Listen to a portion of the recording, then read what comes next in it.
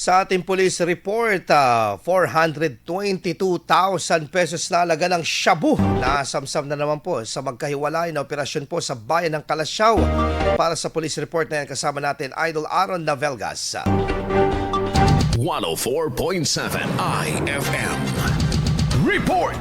Umabot sa mahigit 422,000 pesos na halaga ng hinihinalang shabu ang nasamsam ng pulisya sa dalawang magkahiwalay na anti-illegal drugs operation na ikinasa sa bayan ng Kalasyaw, Pangasinan mula gabi ng Enero 28 hanggang madaling araw ng Enero 29. Sa unang operasyon, isang 35 anyos na lalaking residente ng San Carlos City ang naaresto sa isang buy-bust operation na ikinasa sa naturang bayan. Nakumpiska mula sa sospek ang 35.03 grams ng hinihinalang shabu na may standard drug price sa 238,204 pesos at nakapaloob sa 3 plastic sachet. Nasamsam din sa nasabing operasyon ang ginamit na buy-bust at budel money. Samantala, sa ikalawang operasyon, dalawang lalaki edad 49 at 25 anyos, pawang mga street-level individual na residente ng Kalasyaw ang naaresto sa hiwalay na buy-bust operation. Nakumpiska mula sa mga ito ang 27.04 grams ng hinihinalang shabu na may tinatayang halaga na 183,872 pesos at nakapaloob sa 2 pakete. Ang lahat ng ebidensyang nakuha sa dalawang operasyon ay inimbentaryo at minarkahan sa presensya ng mga mandatory witness at ng sospek bilang pagsunod sa umiiral na legal na proseso. Ang mga naarestong individual ay nahaharap sa kaukulang kaso kaugnay ng paglabag sa batas laban sa illegal na droga. Kasama mo sa IFM News Dagupan, Idol Aaron Navelgas, Tatak IFM.